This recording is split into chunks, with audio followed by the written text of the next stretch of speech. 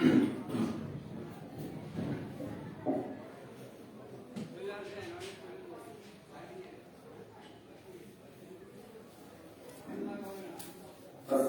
والسلام عليك يا رسول الله. الصلاة والسلام عليك يا حبيب الله. الصلاة والسلام عليك يا شافع المذنبين. الصلاة والسلام عليك يا رحمة للعالمين.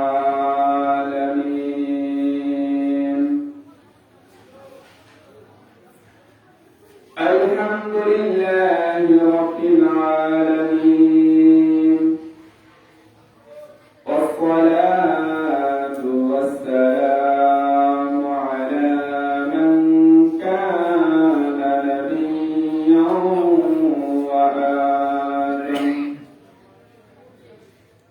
وآدم بين الماء والطين. قال الله تعالى في كلامه المجيد والفرقانه الحميد: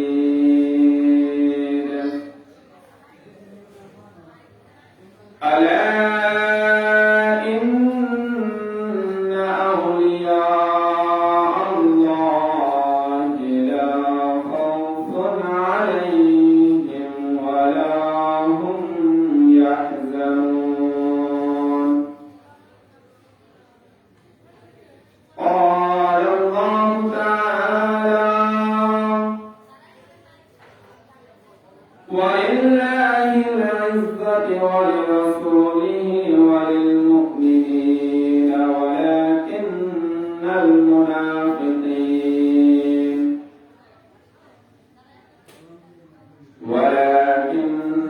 المنافقين وهم يرزقون.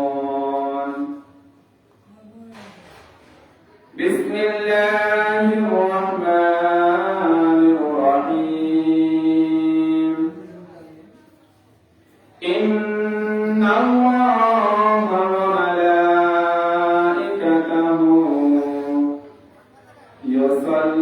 يصلون على النبي يا أيها الذين آمنوا صلوا عليه وسلموا تسليما. اللهم صل على سيدنا مولانا محمد وعلى آل سيدنا شفيعنا محمد. اللهم صل على سيدنا مولانا محمد وعلى آل سيدنا شفيعنا. আরেকদিন যখন শেষ হইবে পারে তরি পারে না, সময় থাকতে মরে সিদ্ধরে পথ করে নাও সাধনা। আল্লাহুম্মা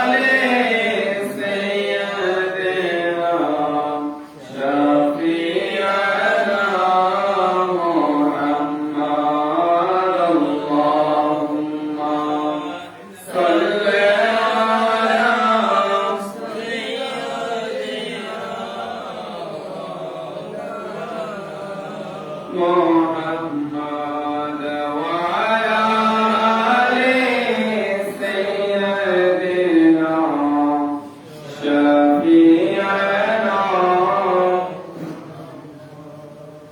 মুআজ্জাজ ইসলামে কেরাম, উপস্থিত সম্মানিত আশিকান, মুহিব্বানে আহলে বায়াত, বিশেষ করে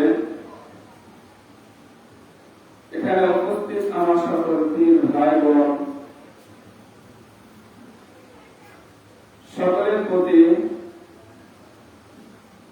আমার পক্ষ থেকে মওলা পাকের ওরসে পাক, মওলা পাকের ওরসে পাকের মোবারকবাদ, শুভেচ্ছা, অভিনন্দন এবং প্রত্যেকের প্রতি আমার সালাম। আসসালামু আলাইকুম ওয়া রাহমাতুল্লাহি ওয়া বারাকাতুহু। আজ 14 ফাল্গুন, মওলা পাক হযরত সৈয়দ শাহ আলী আব্দুল কাদের শামসুল কাদের উরফে মুর্শিদ আলী আল কাদি আল হাসান ওয়াল হুসাইন আলাইহিস সালাতু ওয়াস সালাম পাকের ওরস পাকের রাত্রি, অর্থাৎ মওলা পাকের ওরসে পাকের রাত্রটা হলো আজকে আমরা যারা এখানে উপস্থিত হয়েছি। আসলে বাংলা তারিখ হিসেবে আমরা 14 ফাল্গুন এই মওলা পাকের ওরসে পাকটা উদযাপন করে আসছি। আর যদি আমরা ইংরেজি হিসাবটা করি তাহলে 17 ফেব্রুয়ারি, এবং আরবি হিসাবটা 27 শাওয়াল। বাংলায় আমরা 14 ফাল্গুন মওলা পাকের ওরসে পাক উদযাপন করে থাকি। যদি কোনো ব্যক্তি ইচ্ছা পোষণ করে বা অনেক স্থানে ইংরেজি সন দিয়ে 17 ফেব্রুয়ারি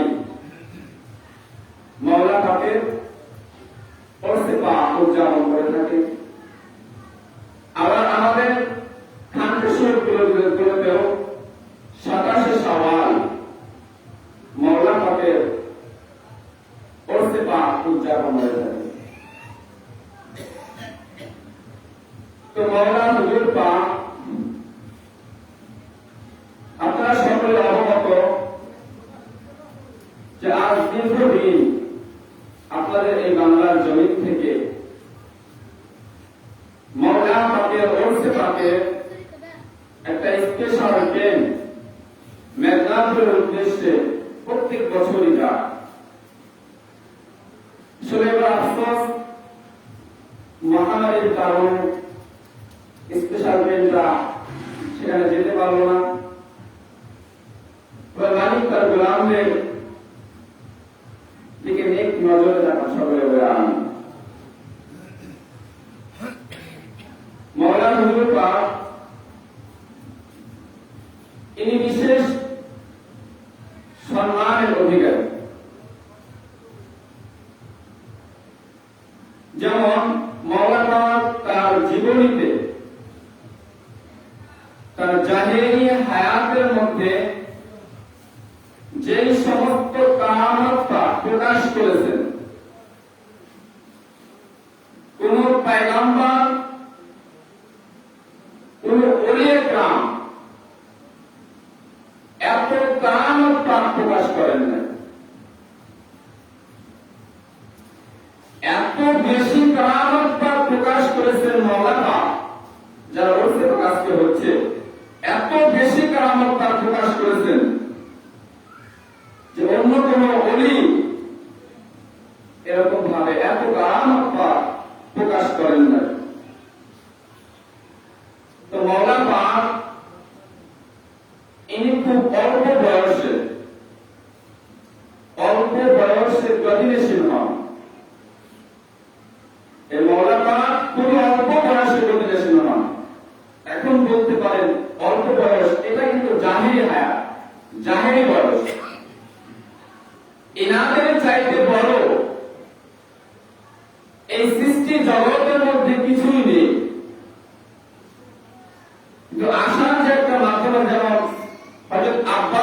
রাদিয়াল্লাহু তাআলা আনহু থেকে একটি হাদিস, যে কোন এক সাহাবী হযরত আব্বাসকে জিজ্ঞাসা করলেন যে আল্লাহ রাসূল আকরাম সাল্লাল্লাহু আলাইহি ওয়াসাল্লাম বড় না আপনি বড়? হযরত আব্বাসকে জিজ্ঞাসা করছেন। হযরত আব্বাস রাদিয়াল্লাহু তাআলা আনহু ইনি ছিলেন আল্লাহ রাসূলের চাচা। তো বললেন যে রাসূল পাক সাল্লাল্লাহু আলাইহি ওয়াসাল্লাম আপনার বড় নাকি আপনি রাসূল পাক সাল্লাল্লাহু আলাইহি ওয়াসাল্লামের চাইতে বড়? তখন হযরত আব্বাস রাদিয়াল্লাহু তাআলা আনহু উত্তরে বললেন যে আল্লাহ রাসূল সাল্লাল্লাহু আলাইহি ওয়াসাল্লাম ইনি তো সব দিক দিয়ে উঠে, ইনি সব দিক দিয়ে উঠে, কিন্তু হ্যাঁ আল্লাহ রাসূল আমার অনেক উঠে, আমার অনেক বড়, কিন্তু হ্যাঁ আল্লাহ রাসূলের আগে আমি এই ত্রিভুবনে আগমন করেছি, আসার একটা মাধ্যম। ইনার আগে আমি দুনিয়াতে আগমন করেছি, অর্থাৎ দুনিয়াতে ভূমিষ্ঠ হয়েছি, কিন্তু ইনি আমার অনেক বড়। কেননা আল্লাহ পাক রব্বুল আলামিন বলেছেন, হাদিসে কুদসির মধ্যে আছে যে আল্লাহ পাক রব্বুল আলামিন সূরা ইয়াসিনের মধ্যে বলা হয়েছে কুন ফায়াকুন। আল্লাহ পাক রব্বুল আলামিন তার কুদরতি ওজুদকে, অর্থাৎ খোদা আল্লাহ পাক রব্বুল আলামিন এক, তার কুদরতি ওজুদকে যখন হুকুম করলেন কুন ফায়াকুন, হও হয়ে যাও, হও হয়ে যাও, আদেশ করলেন, আমর আদেশ করা হয়েছে যে হও হয়ে যাও। আল্লাহ তাআলা সেই কুদরতি ওজুদ থেকে নূরে মুহাম্মদ পয়দা হয়ে গেলেন, বলেন সুবহানাল্লাহ। আর সেই নূরে মুহাম্মদ থেকে কিয়ামত তক আল্লাহ রাসূলের বংশধর, আল্লাহ রাসূলের রক্ত, আল্লাহ রাসূল সাল্লাল্লাহু আলাইহি ওয়াসাল্লামের খানদান, তার আহাল, কিয়ামত তক যারাই আসবেন, কিয়ামত তক যারাই দুনিয়াতে আগমন করবেন, এরা প্রত্যেকেই স্বয়ং আল্লাহ রাসূল সাল্লাল্লাহু আলাইহি ওয়াসাল্লামের বংশধর, বলেন সুবহানাল্লাহ। এরা প্রত্যেকেই সাধারণ মাখলুকের চাইতে উত্তম। আমরা সাধারণ আশরাফুল মাখলুকাত আমাদের চাইতে অধিক উত্তম, কেননা এদেরকে সৃষ্টি না করলে আল্লাহ পাক রব্বুল আলামিন আমাদেরকে পয়দা করতেন না। তো হুজুর মাওলা পাক যিনি খুব অল্প বয়সে বাদিনাশীল হন, তো মাওলা পাক খুব কঠিন সাধনা করেছেন, তার কারামত পাক অসংখ্য অসংখ্য অসংখ্য তার কারামত পাক। যেমন একটা কিতাব নিয়ে এখানে দাঁড়িয়েছি, তাজকিরাতুল মাওলা। এই কিতাবটার মধ্যে শুধুমাত্র মাওলা পাকের জীবনী, কারামত পাকের ঘটনা। এটা হলো প্রথম খণ্ড, দ্বিতীয় খণ্ড আছে, আরো আছে। তো এই যে মাওলা পাক ইনি এত কঠিন সাধনা করেছেন, মাওলা পাক যখন দুনিয়াতে আগমন করবেন, মাওলা পাক যখন দুনিয়াতে আগমন করবেন, তখন মাওলা পাকের পিতা যান আলা হযরত যাকে বলা হয় আলা হুজুর, হযরত সৈয়দ শাহ মেহের আলী আল কাদরি আল হাসান ওয়াল হুসাইন আলাইহিস সালাতু ওয়াস সালাম পাক, ইনি এরকম ভাবে একটা উজ্জ্বল রাত্রিতে স্বপ্ন দেখছেন। শেরে খোদা মাওলা আলী কাররামাল্লাহু ওয়াজহুল কারীম ইনি সেখানে উপস্থিত হয়েছেন মাওলা পাকের আব্বা জানের কাছে। এসে বলছেন, হে আমার বৎস মেহের আলী, তুমি তো খুবই ভাগ্যবান, তোমার খানদানে অতি তাড়াতাড়ি তোমার খানদানের ভিতরে এমন একজন ব্যক্তি আসছে যিনি কাদিয়া তরিকাকে এতটাই প্রসারিত করবে, এই হিন্দুস্তানে ইসলামের দাওয়াত দিবে, অধিক পরিমাণ আল্লাহ পাক রব্বুল আলামিনের তাওহীদ, একত্ববাদ, ওয়াহদানিয়াত, আমি রাসূলুল্লাহ সাল্লাল্লাহু আলাইহি ওয়াসাল্লামের রিসালাত, এগুলো মানুষের মধ্যে প্রচার করবে, মানুষ গোমরাহ থাকবে, মানুষকে হেদায়েত করবে।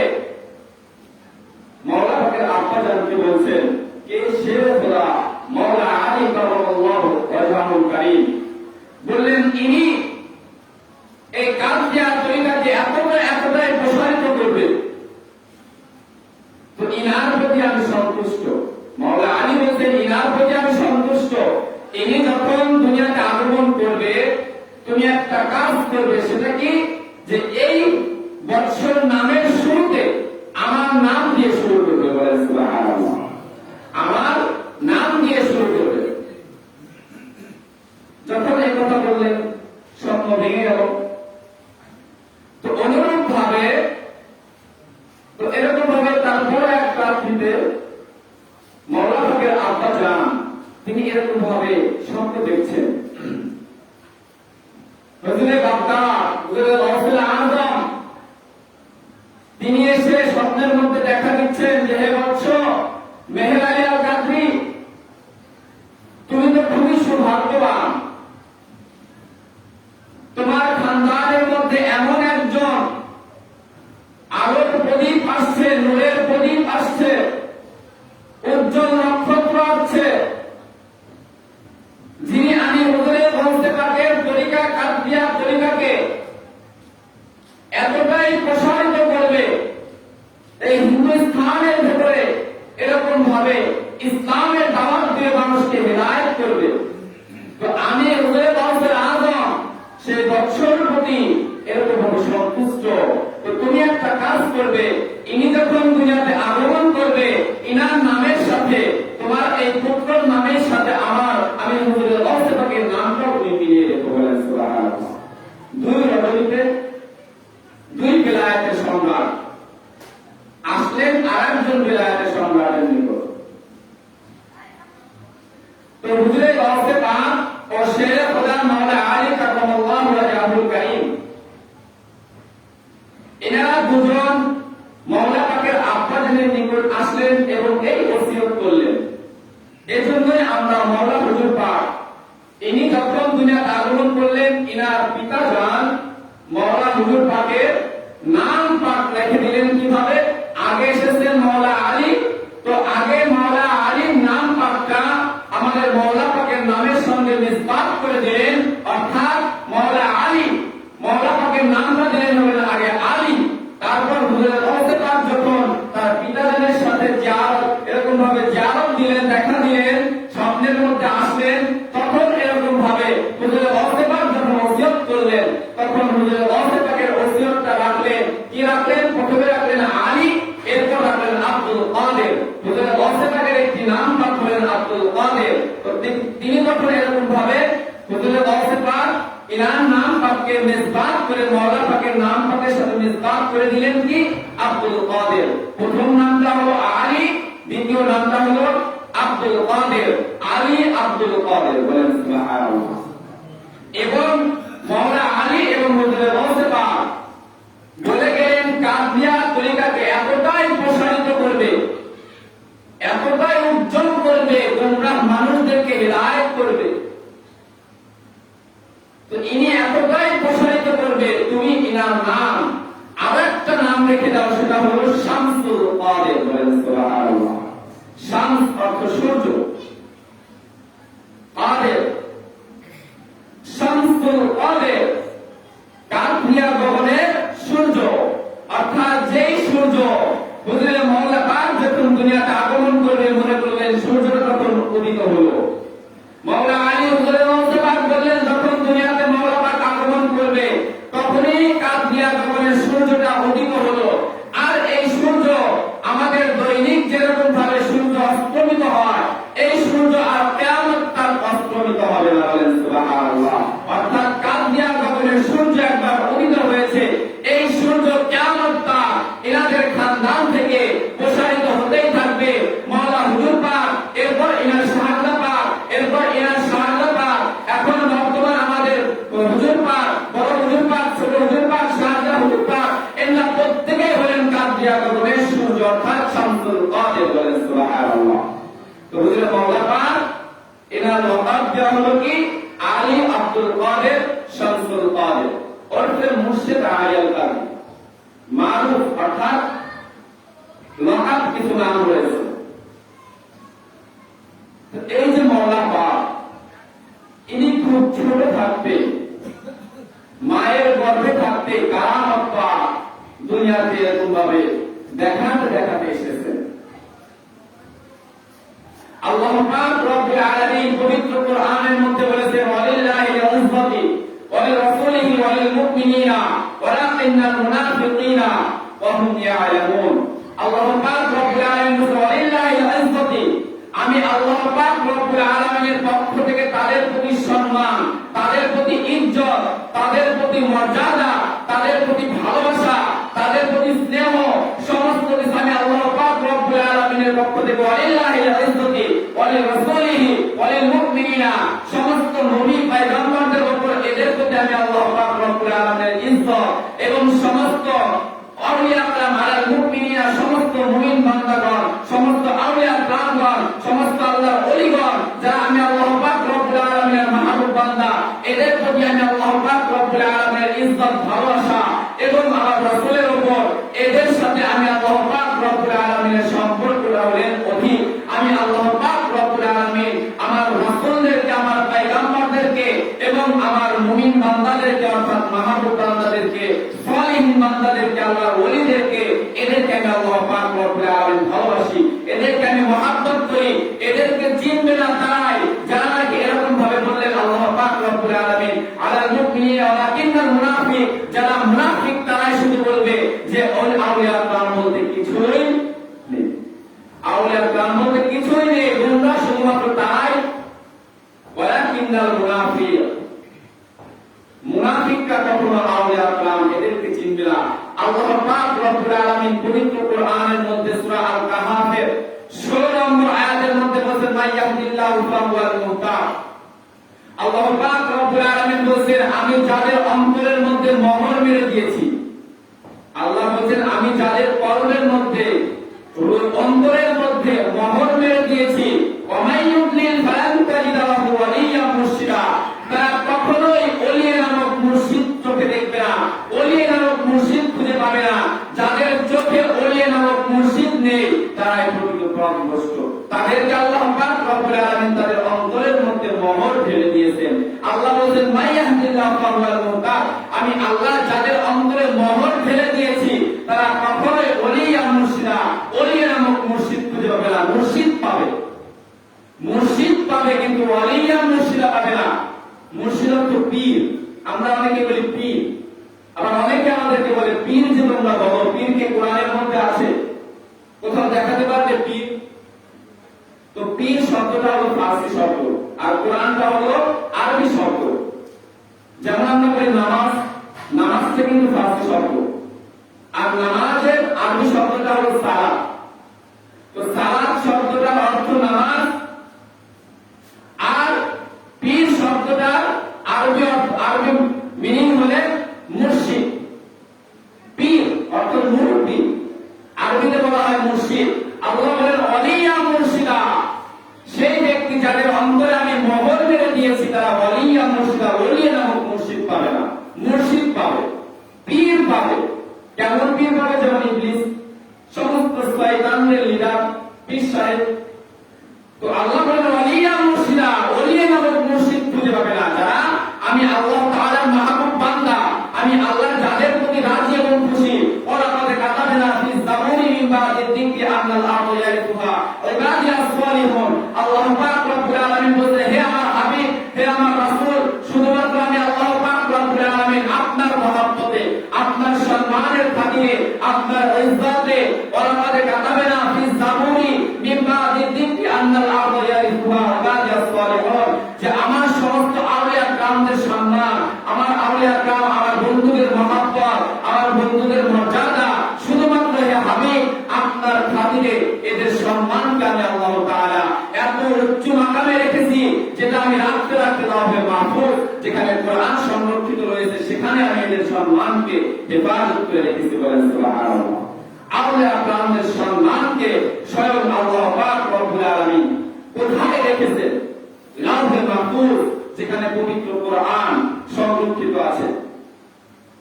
এই যে মওলা পাক, ইনি হলেন আল্লাহ পাক রব্বুল আলামিনের প্যারা বান্দা, মাহবুব বান্দা। দেখেন ওলি, ওলি সাধারণত দুই ধরনের, একটা হলো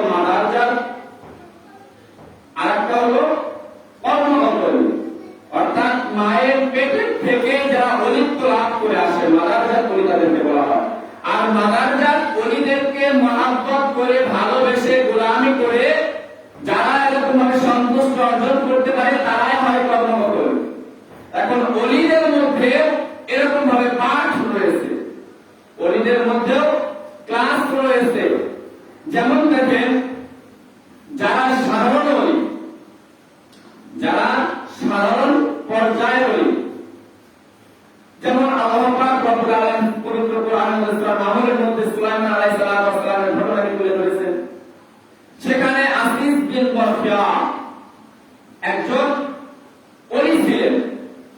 তিনি মুহূর্তের মধ্যে ইসমে আযম শরীফ দিয়ে সুলাইমান আলাইহিস সালামের জামানার একজন ওলি, তিনি ইসমে আযম দিয়ে এরকম ভাবে আল্লাহ পাক রব্বুল আলামিনের মহব্বতের বান্দা ছিলেন, মাহবুব বান্দা ছিলেন। তিনি মুহূর্তের মধ্যে বিলকিস রানীর শত শত মাইল দূরে সেই সিংহাসনকে সুলাইমান আলাইহিস সালামের সামনে হাজির করলেন। তিনি ছিলেন আফদাল জাতের একজন ওলি, ছোট্ট জাতের একজন ওলি। তো এনার যদি সেই ক্ষমতা থাকে, আফদাল জাতের ওলির যদি এতটাই ক্ষমতা থাকে, তো যিনি নাকি আহলে বায়াতে রাসূল সুলাইমান আলাইহিস সালামের জামানার ওলি আর বর্তমান জামানার পয়গম্বরের উম্মত, সেই জামানার উম্মত আর বর্তমান জামানার উম্মত অর্থাৎ আখিরের নবীর উম্মত আর সুলাইমান আলাইহিস সালাম উনার উম্মত, তো কখনো তো এক হতে পারে না। কেননা আল্লাহ পাক রব্বুল আলামিন এরকম ভাবে শপথ করেছেন, যতক্ষণ না পর্যন্ত উম্মতে মুহাম্মাদি একজন এরকম ভাবে জান্নাতের মধ্যে প্রবেশ না করবে, ততক্ষণ পর্যন্ত আমি কোন নবী রাসূল, কোন পয়গম্বর, কোন নবী রাসূলের উম্মতদেরকে আমি জান্নাতের মধ্যে প্রবেশ করাবো না। এত সম্মানের অধিকারী উম্মতে মুহাম্মাদি। তো আল্লাহ পাক রব্বুল আলামিন এতটাই সম্মান দিয়েছেন যে আসিফ বিন বরখিয়া মুহূর্তের মধ্যে সিংহাসন নিয়ে আসতে পারে। আর আল্লাহ পাক রব্বুল আলামিন উম্মতে মুহাম্মাদি এদের ক্ষমতা, এদের মধ্যে যারা আরো আফদাল জাতের ওলি, এদের ক্ষমতা আল্লাহ পাক রব্বুল আলামিন আরো কতটা দিয়েছেন। আর এই আফদাল জাতের ওলি, এই উম্মতে মুহাম্মাদির মধ্যে যারা ছোট জাতের ওলি, আর এদের চাইতে যারা আহলে বায়াতের মধ্যে ওলি রয়েছে, যারা আহলে বায়াতের মধ্যে ওলি রয়েছে, সে আফদাল জাতের ওলির চাইতে উত্তম হলো আহলে বায়াতের মধ্যে ওলি যারা রয়েছে। আর আহলে বায়াতের মধ্যে যে ওলি, আহলে বায়াতের মধ্যে যারা ওলি রয়েছে আওলাদে রাসূল, অর্থাৎ আওলাদে রাসূল যারা রয়েছে এবং বর্তমান জামানার গাউস যিনি রয়েছেন, বর্তমান জামানার কুতুব যিনি রয়েছেন, বর্তমান জামানার ইমাম যিনি রয়েছেন, তো সেই ওলির ক্ষমতা আল্লাহ পাক রব্বুল আলামিন কত দিয়েছেন, কত দিয়েছেন। তো হুজুরে মাওলা পাক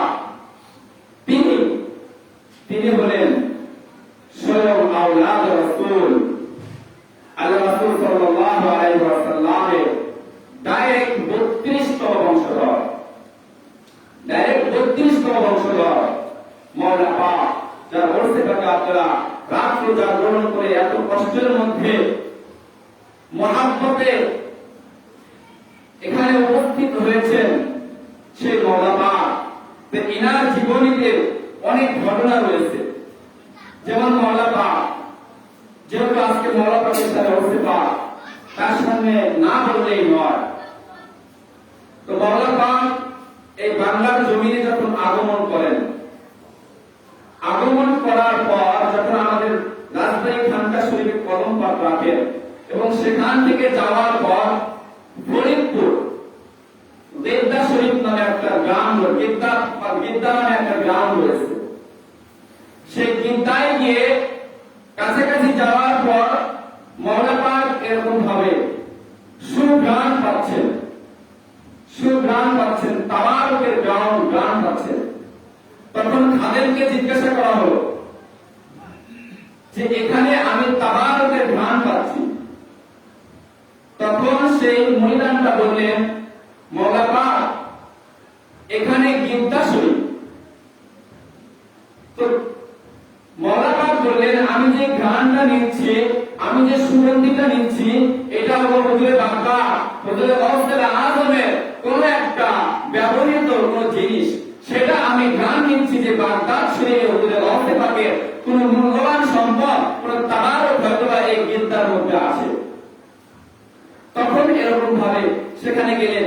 যাওয়ার পর মাওলা পাক সেখানে যখন কদম রাখলেন, আর কদম রাখার সঙ্গে সঙ্গে অধিকাংশ লোকজন সেখানে এরকম ভাবে ভিড় করে ফেললেন। তখন মাওলা পাক সেখানে সেই বাগদাদ শরীফে হুজুরে গাউসে পাকের জুব্বা মোবারক সেই ফরিদপুরে গেদ্দায় রাখা আছে, এখনো রয়েছে, সেটা হেফাজতে সেখানে মাওলা পাক জিয়ারত করলেন এবং তার খাদেমও সেখানে কিছু সময় রেস্ট নিলেন। তো রেস্ট নেওয়ার পর এরকম সেখানে একজন ব্যক্তি ছিলেন যার নাম হলেন মীর মরণ, যার নাম মীর মরণ। ভাবে হুজুরে মওলা পাকের নিকট এসে বায়াত নিলেন যে মওলা পাক আমি আপনার নিকট বায়াত গ্রহণ করব, বায়াত হব। তো মওলা পাক তখন বায়াত করে নিলেন, মীর মদনকে বায়াত করে নিলেন। এবং মীর মদন বললেন যে মওলা পাক আমি তো আপনার হাতে বায়াত হয়ে গেলাম, কিন্তু আমার ঘরে আমার স্ত্রী রয়েছে, তিনিও তো আপনার নিকট বায়াত হওয়ার খুবই ইচ্ছা, আপনার হাতে বায়াত হবে, আপনার হাতে বায়াত হওয়ার জন্য তিনি এরকম আপ্রাণ চেষ্টা করে যাচ্ছে, কিন্তু হচ্ছে না, তো আপনার নিকট বায়াত হবে। তখন মওলা পাক বললেন যে তুমি এখন বাড়িতে চলে যাও, তোমার বিবিকে নিয়ে আসো। তখন মীর মদন বললেন যে মওলা পাক আমার বাড়ি তো এখান থেকে নদী পথে যেতেই লাগবে 5 ঘন্টা, আসতে লাগবে 5 ঘন্টা, তো আমি কিভাবে যাব আর কিভাবে আসবো, আপনি তো এতক্ষণ সময় এখানে থাকবেন না। তখন মওলা পাক বললেন যে আমি আগে এখান থেকে চলে যাব, এখনই আমি এখান থেকে চলে যাব, তুমি যাও, তুমি আসার পরে আমি যাব। তখন সেই ব্যক্তি এরকম ভাবে গেলেন। নৌকায় যখন আরোহণ করলেন, পালের নৌকা ছিল, তো যখন নাকি তিনি বাড়ির দিকে যাবেন, তো সেদিকে বাতাস, সেদিকে বাতাস পালটা উড়িয়ে দিল। 5 ঘন্টার রাস্তা তিনি এরকম ভাবে 1.5 ঘন্টার মধ্যে পার হয়ে গেলেন। 1.5 ঘন্টার মধ্যে পার হয়ে গেলেন। সেখানে গিয়ে তার বিবিকে নিয়ে বাতাস ছিল তার বাড়ির দিকে, যখন তিনি ওই টাইমে ফিরবে, আবার সেই সময় বাতাসটা আবার উল্টো দিক চলে আসলো, অর্থাৎ পার উড়িয়ে দিল, আবার 1.5 ঘন্টার মধ্যে তিনি এখানে চলে আসলেন। অর্থাৎ মওলা পাক এই কিতাবের মধ্যে তাসকিরাতুল মাওলা, মওলা পাকের জীবনী এখানে তুলে ধরা হয়েছে। এখানে লেখক বলেছেন যে এরকম ভাবে মওলা পাক তার কারামত পাক সেখানে প্রকাশ করেছে। অর্থাৎ সেই ব্যক্তি দেখলেন যে আমি 1.5 ঘন্টার মধ্যে সেখানে গেলাম, আবার 1.5 ঘন্টার মধ্যে আমি চলে আসলাম। এই জবরদস্তি একজন আলেম, এই জবরদস্তি একজন ওলি, ইনার নিকট যদি আমি বায়াত হতে পারি, আমার সমস্ত অভাব, আমার সমস্ত আশা আকাঙ্ক্ষা সমস্ত কিছু তিনি পূরণ করে দেবেন, বলেন সুবহানাল্লাহ। তো মওলা পাক ইনার কারামত পাক অসংখ্য কারামত পাক রয়েছেন। যেমন মওলা পাক যখন মক্তবে পড়তেন, আলা হযরত অর্থাৎ মওলা পাকের আব্বা জান, মওলা পাককে সব সময় কাছে রাখতেন, এতই ভালোবাসতেন মওলা পাককে। অর্থাৎ মওলা পাকের আব্বা জান মওলা পাককে এতই ভালোবাসতেন, সব সময় কাছে রাখতেন। আর খুবই ছোট থাকতে মওলা পাককে এরকম ভাবে চিল্লা প্রসার মধ্যে, অর্থাৎ আপনারা নাম প্রসার স্ত্রীগঞ্জের মধ্যে ফলো করেছেন, যে চিল্লা গানের এরকম ভাবে ধরে তাওয়াফ করে, সেখানে মওলা পাকের আব্বা জান সেখানে এরকম ভাবে ঝুলন্ত অবস্থায় সে ইবাদতটা করত।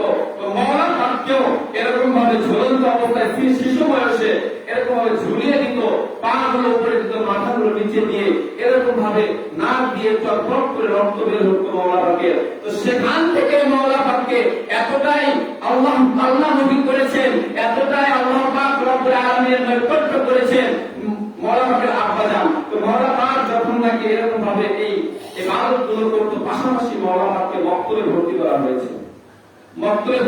হয়েছে। আলা হযরত অর্থাৎ মওলা পাকের আব্বা জানের একজন মুরিদ ছিলেন, একজন ভক্ত ছিলেন, যার নাম হলেন আতাউর রহমান। সে আতাউর রহমান তিনি এরকম ভাবে দুপুর বেলা সমস্ত ছাত্রদেরকে পড়তে দিয়ে তিনি একটু বিশ্রাম করতে গিয়েছেন। তো বিশ্রাম করেছেন, ঘুমিয়ে গিয়েছেন। তো এমন একটা অবস্থায় সে আতাউর রহমানের একজন শিয়ালক ছিল, অর্থাৎ তার শালা ছিল, তিনি সেখানে দুষ্টুমি করতেছিল। মওলা পাক দোয়াত দিয়ে লিখতেছিলেন, আর সেখানে সেই আতাউর রহমানের শিয়ালকটা শয়তানি করতেছিলেন। তো মওলা পাক বারবার নিষেধ করলেন যে তুমি আমাকে ডিস্টার্ব করো না। তো যখন নাকি এরকম হবে তারপরে কথা শুনছিল, তখন মওলা পাক পাশে ছিলেন ইন্দা অর্থাৎ কুয়া। তো মওলা পাক তখন সে আতাউর রহমানের শিয়ালকের যে দোয়াত কলমটা ছিল, সে দোয়াত কালের পটটা এরকম ভাবে কুয়ার মধ্যে নিক্ষেপ করলো। যখনই কুয়ার মধ্যে নিক্ষেপ করলো, তখনই সেই আতাউর রহমান সাহেবের শিয়ালক হাউ মাউ করে চিৎকার করে উঠলো। তখন দেখলেন যে আতাউর রহমানের ঘুম ভেঙে গেল। তো আতাউর রহমান সাহেব বললেন যে কি হয়েছে তোমার, কান্নাকাটি করছে কেন? সমস্ত ছাত্রগণ বলছেন যে উস্তাদজি মৌলানাকে উদ্দেশ্য করে বলছেন যে বড় সাহেব ইনি এরকম ভাবে আপনার শেয়ারকে এরকম ভাবে দোয়া করতে কুয়ার মধ্যে নিক্ষেপ করেছে, ফালিয়ে দিয়েছে। তখন মৌলানাকে আতাউর রহমান সাহেব জিজ্ঞাসা করলেন, এভাবে জিজ্ঞাসা করলেন, বইয়ের মধ্যে ভাবে লেখা হয়েছে যে মৌলানা ইনাকে জিজ্ঞাসা করলেন যে আপনি কেন এই গরিব ব্যক্তির দোয়ারের পরটা কুয়ার মধ্যে ফেললেন? তখন মৌলানা বললেন যে আপনাকে কে বলেছে আমি দোয়ারের পরটা কুয়ার মধ্যে ফেলেছি? তখন মৌলানার বয়স হলো 3 থেকে 4 বছর। তখন কে আপনাকে বললো যে দোয়ারের পরটাকে আমি কুয়ার মধ্যে ইন্দ্রার মধ্যে ফেলেছি? তখন সমস্ত ছাত্ররা বলছেন যে উস্তাদজি হ্যাঁ আমরা অবশ্যই দেখেছি যে এখান থেকে এই দোয়ারের পরটা নিয়ে কুয়ার মধ্যে নিক্ষেপ করা হয়েছে। তখন মৌলানা বলছেন যে কুয়ার মধ্যে নিক্ষেপ করিনি, দেখো সেটা তাকে রাখা আছে, তাকের দিকে নিয়ে আসো। তখন এরকম ভাবে কেউ আর তাকের দিকে যাচ্ছে না, সকলেই দেখেছে যে ইন্দ্রার মধ্যে কুয়ার মধ্যে সেই দোয়ারটি ফালিয়ে দেওয়া হয়েছে। তখন বললেন আতাউর রহমান সাহেব বলছেন যে আপনি বলছেন যে এটা তাকে রাখা আছে আর ওরা বলছে যে এটা কুয়ার মধ্যে ফেলা হয়েছে। তখন এরকম ভাবে মৌলানা বলছেন যে ওরা বলছে আর আপনি শুনছেন কেন? কাক যদি আপনার কান নিয়ে চলে যায়, আপনি কানে হাত না দিয়ে কি আগে কাকের পেছনে দৌড়াবেন? এখানে একটা কথা তখন বলে ফেলছিল যে যখন নাকি কাক আপনার কান নিয়ে মনে করেন চলে গিয়েছে, এখন আপনার কানটা ধরে রাখেন আপনার কানটা আছে কিনা, আগে কাকে নিয়ে চলে গিয়েছে। তখন বলা হয়েছে ডুবুরি আনেন, ডুবুরি এনে সেটাকে তালাশ করে দেখান। তখন মৌলানা এই কথা বলেছিলেন যে কান কাকে নিয়ে গিয়েছে, আপনি কাকের পিছনে দৌড়চ্ছে, কানটা হাত দিয়ে দেখেন কানটা আছে কিনা। তখন দেখলেন যে না, কথা তো ঠিকই আছে, তাকে রাখা আছে। মৌলানা বলছেন যে তাকে গিয়ে দেখি, আসলে তাকে গেলেন এবং তাকে গিয়ে হাত দেওয়ার সঙ্গে সঙ্গে সে দোয়াতের কালিটা খুলে ফেলেন। বলেন সুবহানাল্লাহ। এটা হলেন মৌলানাকে 3 থেকে 4 বছর বয়সের কারামতটা। 3 থেকে 4 বছর বয়স যখন, তখন কারামতটা মৌলানা এরকম ভাবে প্রকাশ করেছেন। তো মৌলানা ইনি হলেন এত জবরদস্তি অলি। চিল্লাগান থেকে এই যে আমরা স্ত্রীগঞ্জের মধ্যে যাই, গিয়ে যে চিল্লাগা আমরা জিয়ারত করি, চিল্লাগাটা আমরা গিয়ে জিয়ারত করি। এই চিল্লাগা মৌলানা যখন থেকে আলা হযরত পাক ওফাত নেবেন, বেলায়েত এবং ইমামত কিভাবে সমর্পণ করছেন, একজন বেলায়েত ইমামত কিভাবে আরেকজনকে দিচ্ছেন, সেটা এরকম ভাবে আল্লাহ কিভাবে একজন ওলি, কিভাবে একজন পয়গম্বর এই বেলায়েতকে সমর্পণ করেন, একজন থেকে আরেকজন এরকম ভাবে দেন, উত্তরাধিকারী সূত্রে এরকম ভাবে দিয়ে যান, খেলাফত দিয়ে যান, সেটা হিসেবে মৌলানা পাক এরকম ভাবে বলেছেন যখন থেকে আলা হযরত খুবই অসুস্থ অবস্থা, অর্থাৎ যখন দুনিয়া থেকে বিসালে হক নেবেন, ওফাত নেবেন, তখন এরকম ভাবে আলা হযরত মৌলানা পাকের আব্বা যান, তিনি এরকম ভাবে মৌলানা পাকের আম্মা জানতে বললেন যে আমার জন্য একটু ফিরনি রান্না করে আনো, আমার জন্য একটু ফিরনি রান্না করে নিয়ে আসো।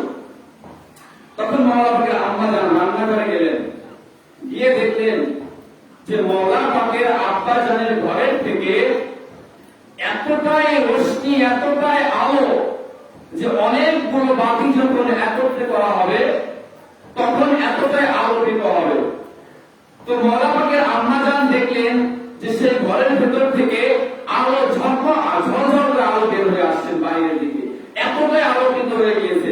এই দৃশ্য দেখে মৌলানা পাকের আম্মা জান সেখানে উপস্থিত হলেন, দরজার সামনে গেলেন, দরজার সামনে গিয়ে দেখলেন যে মৌলানা পাক এবং মৌলানা পাকের আম্মা জান আলা হযরত পাক, মৌলানা পাক এবং মৌলানা পাকের আব্বা জান আলা হযরত পাক, এনারা দুজন মুখের সাথে মুখ লাগিয়ে, বুকের সাথে বুক লাগিয়ে, এরকম ভাবে বক্ষের সাথে বক্ষ লাগিয়ে, এরকম ভাবে মৌলানা পাকের মধ্যে কি যেন গুনগুন করে বলছে আর কি যেন দিচ্ছে, এরকম ভাবে এই দৃশ্যতে সমস্ত ঘরটা এরকম আলোকিত হয়ে গিয়েছে। বলেন সুবহানাল্লাহ। তো এখানে আলা হযরত পাক মৌলানা পাককে খেলাফত দিলেন, মৌলানা পাককে এরকম ভাবে উত্তরাধিকারী সূত্রে এরকম ভাবে খেলাফতে নিযুক্ত করে দিয়ে গেলেন, বেলায়েত দিলেন। তো মাওলা পাক যখন নাকি খেলাফতের উপযুক্ত হয়ে গেলেন, যখন নাকি বলা হয়েছে কিতাবের মধ্যে এসেছে মাওলা পাক খুবই অল্প বয়সে সামথিং 15 বছর,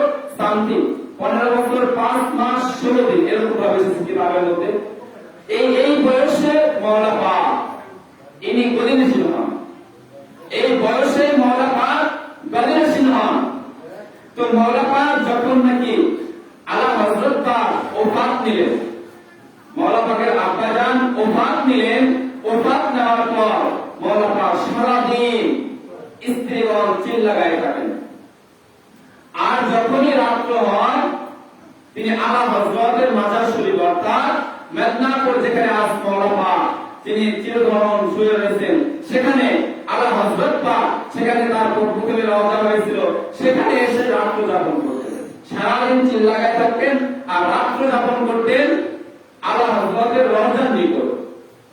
তো একদিন কিছু ভক্ত, মাওলা পাকের কিছু ভক্ত, তো মাওলা পাক ভক্তদেরকে বললেন যে আমি এই চিল্লান গায়ে 40 দিনের জন্য ঢুকতেছি, এই চিল্লান গায়ে 40 দিনের জন্য ঢুকতেছি, তোমরা 40 দিনের মধ্যে এখানে আসবে না, এখানে কোনো খোঁজ খবর নেবে না, এবং 40 দিনের মধ্যে একটা পুকুর আছে দেখবেন, স্ত্রীগঞ্জের ভিতরে একটা পুকুর আছে, আপনারা দেখেছেন না, অনেক যারা গিয়েছেন, একটা পুকুর রয়েছে, সেই পুকুরের পানিটা দিয়ে কিন্তু আমরা ওযু করি বা অনেকে নিয়ে আসি, দাওয়াত হিসেবে আমরা সেটা খেয়ে থাকি।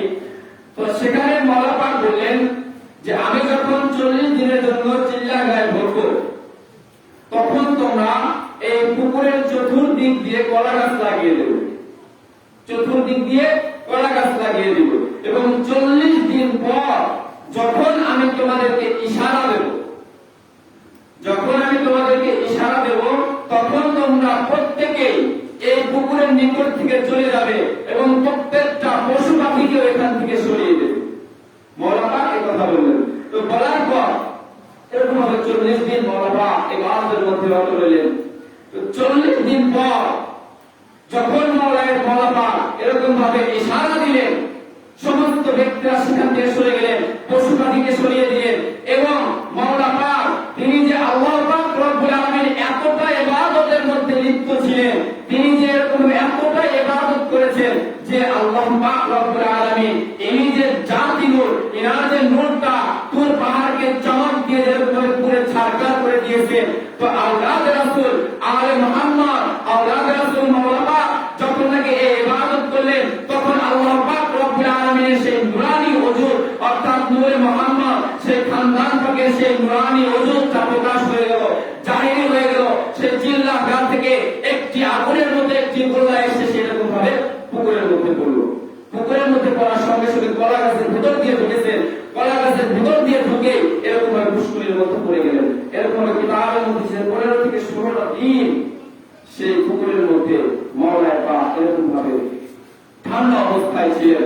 কেননা এটাও বলা হয়েছে যে মাওলা পাক ইনি যদি তার এই জাহিরি, এই বাতেনি যে এইটা মানে ওজুদটা, এটা যদি প্রকাশ হয়ে যায়, ভক্তবৃন্দরা মুরিদানরা হুজুরে মাওলা পাকের নিকট আসতে পারবে না, হুজুরে মাওলা পাকের নিকট ওসিয়ত নিতে পারবে না। তো ইনি এনার সেই ওজুদটাকে গোপন করে দিলেন, ঠান্ডা করে দিলেন ভক্তবৃন্দদেরকে তার নিকট নেওয়ার জন্য। তো মাওলা পাক ইনি অসংখ্য কারামত পাকের অধিকারী। যেমন খুনিকে আর একটা ঘটনা এসেছেন যে মাওলা পাক যখন স্ত্রীগঞ্জের মধ্যে থাকতেন, তো তিনার একজন ভক্ত ছিল, সেই ভক্তটা একজন মানুষ খুন করেছিল, একজন মানুষকে খুন করেছিল।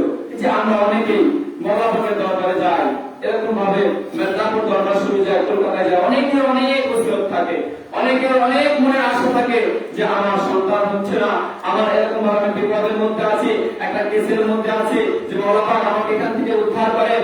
আসলে একটা জিনিস মনে রাখবেন, যেমন পূর্বে এটা বলেছিলাম যে মুজিজা আর কারামত, মুজিজা হলো নবী রাসূল পয়গম্বরদের ক্ষেত্রে মুজিজা, তারা যে অলৌকিক ঘটনা প্রকাশ করেছেন সেটা হলো মুজিজা নবী রাসূলদের ক্ষেত্রে, আর কারামত পাকটা হলো আউলিয়া কারামদের ক্ষেত্রে, কারামত পাকটা হলো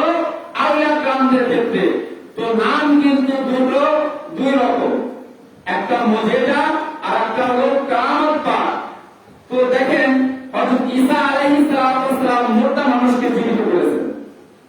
মুর্দা মানুষকে ঈসা আলাইহিস সালাম জীবিত করেছেন।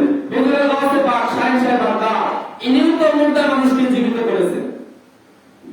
ঈসা একজন পয়গম্বর, আল্লাহর নবী এবং রাসূল, কিতাব প্রাপ্ত। তো তিনি এরকম ভাবে একটা অলৌকিক ঘটনা দেখালেন, সেটার নাম হলো কি মুজিজা। মুর্দাকে জীবিত করলেন, সেটার নাম হয়ে গেল মুজিজা নবীদের ক্ষেত্রে। আর হুজুরের অবস্থা তিনি একজন ওলি, আল্লাহর মাহবুব বান্দা। তো তিনিও এরকম একই রকম মুজিজা, একই রকম কারামত দেখালেন, একই রকম অলৌকিক ঘটনা দেখালেন, মুর্দাকে জীবিত করলেন, কিন্তু তার ক্ষেত্রে সেটা কি হলো কারামত। তো জিনিসটা একই, ক্ষমতা একই, ক্ষমতা একই, কিন্তু স্থান পরিবর্তনের কারণে নামটাও পরিবর্তন হয়ে গিয়েছে। যেমন মাওলানা বলেছেন যে আমার এই দেহটা, আমি যে আব্দুল কাদের, শামসুল কাদের ওরফে মুর্শিদ আলী আল কাদরি, আমাকে এই নামে তোমরা চিনতেছো, কিন্তু আমার নামটা এটাই, আমার নাম এটা রাখা হয়েছে, কিন্তু আমার এই প্রকৃত দেহটা এটা আমার নয়। শাহিন সাহেব বাগদাদ বলেন সুবহানাল্লাহ। হুজুরের বলতে পাকে তো ইনার শরীরটা আমি হুজুরের মাওলা পাক গ্রহণ করতেছি, মাওলা পাক নামে হুজুরের ওয়াসে পাকের এই দেহটাকে আমি গ্রহণ করতেছি। আর হুজুরের বাগদাদ, হুজুরের ওয়াসে পাক বলছেন যে এই দেহটা আমার নয়, এই দেহটা হলো স্বয়ং রাসূল আকরাম সাল্লাল্লাহু আলাইহি ওয়াসাল্লামের, অর্থাৎ আল্লাহর রাসূলের এই দেহটাকে আমি আব্দুল কাদের নামে গ্রহণ করতেছি। বলেন সুবহানাল্লাহ। তো কারামত এবং মুজিজা দুটো একই জিনিস, কিন্তু নাম পরিবর্তনের কারণে, সময় পরিবর্তনের কারণে, স্থান পরিবর্তনের কারণে নাম পরিবর্তন হয়ে গেছে। ক্ষমতা একই। তো মাওলা পাক যখন নাকি যখন আমরা যাই, মাওলা পাকের নিকট যাই, তাদের খানদানে, তাদের বাড়িতে যাই, তাদের খানকা শরীফে আমরা যাই, এখানে এসে আমরা অনেক কিছু মানত করি, অনেক কিছু চাই যে মাওলা পাক আমাদের আশা থেকে পূরণ করে দিন। আল্লাহ আপনি মাওলা পাকের ওসিলা আমাদের দোয়াকে কবুল করে দিন। যার মনে অনেক কথা থাকে। তো একজন খুনি দেখেন ইনাদের দরবারটা কেমন দরবার, যে একজন খুনি তিনিও এরকম ভাবে এই মাওলা পাকের সোহবতে, মাওলা পাকের নেগাহ নজরের কারণে সেই ব্যক্তি এরকম ভাবে খালাস পেয়ে গেল, সেই ব্যক্তি এরকম ভাবে নাজাত পেয়ে গিয়েছে। মাওলা পাকের একজন ভক্ত ছিল, সেই ব্যক্তি কোন একটা কারণে একজন মানুষকে খুন করে ফেলেছিল।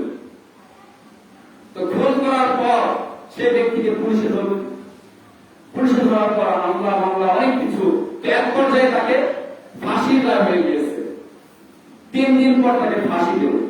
তাসকিরাতুল মাওলা পাকের জীবনী, এর মধ্যে ঘটনাটা এসেছেন। যখন নাকি 3 দিন পর তাকে ফাঁসি দেবেন, তো 3 দিন পূর্বে ওই আসামি অর্থাৎ সেই খুনির একজন বন্ধু খুনির সাথে দেখা করতে গিয়েছে।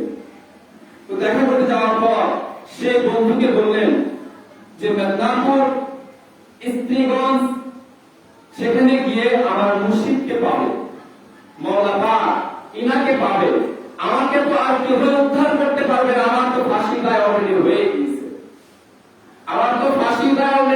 গিয়েছে। তো ইনার কাছে যাও, আমার ওই মুর্শিদের নিকট যাও, মাওলা পাকের নিকট যাও, স্ত্রীগঞ্জে যাও, সেখানে গিয়ে বলবে, আমার নামটা বলবে, আর বলবে যে আমার আপনার ভক্ত এরকম ভাবে, আর 3 দিন পর তার ফাঁসি, এরকম ভাবে আপনি তাকে হেফাজত করেন। আপনি যদি তাকে হেফাজত না করেন তাহলে তার ফাঁসি হয়ে যাবে। তখন সেই বন্ধু এরকম অনেক দূরের রাস্তা হাঁটতে এরকম ভাবে দুনিয়ার মধ্যে পৌঁছে গিয়েছে। তো পৌঁছে যাওয়ার পর মাওলা পাকের নিকট আর্জি দিচ্ছে যে মাওলা পাক আপনার একজন ভক্ত রয়েছে। তখন নাম ঠিকানা সমস্ত কিছু বললেন। তো তাকে থানায় আটকানো হয়েছে, তার কয়েকদিন পরে ফাঁসি। তখন মাওলা পাক জিজ্ঞাসা করলেন তার অপরাধটা কি? তখন সেই বন্ধু বললেন যে তার অপরাধ তিনি মানুষ খুন করেছে। তো মাওলা পাক বলছে এটা খুব জঘন্য কাজ করেছে,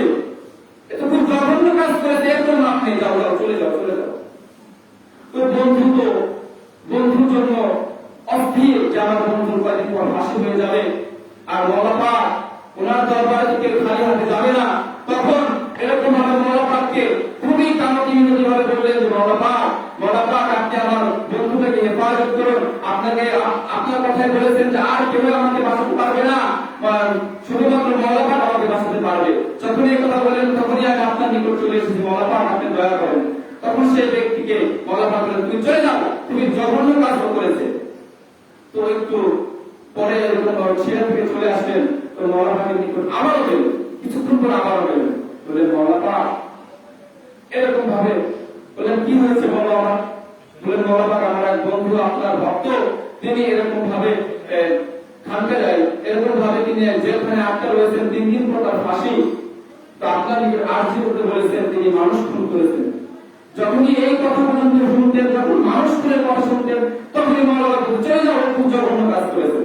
এরকম 3-4 বার খুবই এরকম মওলা পাকের নিকট কামড় বিনতি করতেন। তো মওলা পাক হঠাৎ করে বললেন যে যাও তোমার বন্ধু খালাস। যখন আবার এরকম ভাবে আরজি দিলেন, তখন বললেন মওলা পাক যাও তোমার বন্ধু খালাস। তখন সেই ব্যক্তি বললেন যে 3 দিন পর ফাঁসি। তো মওলা পাক বলছেন তোমার বন্ধু খালাস। মওলা পাকের কথা তো মিথ্যা হবে না। আমি আগে যাই, ওর বাড়িতে যাই, অর্থাৎ আমার বন্ধুর বাড়িতে যাই, যাওয়ার পর আগে তার পিতা মাতাকে বলি যে মওলা পাক বলেছেন তার কোনো বিচার হবে না, তার কিছুই হবে না, তার ফাঁসি হবে না, তিনি খালাস। এই সংবাদটা আগে আমি তার পিতা মাতার নিকট দেই, তারপর জেলখানে গিয়ে তাকে সুসংবাদ দেব। তো সেই ব্যক্তি মওলা পাকের নিকট থেকে বিদায় নিয়ে সরাসরি তার বন্ধুর পিতা মাতার নিকট গিয়েছে, অর্থাৎ ঘরের ভিতরে ঢুকতেই দেখেন তার বন্ধু ঘরের ভিতরে হাজির হয়েছে। সুবহানাল্লাহ।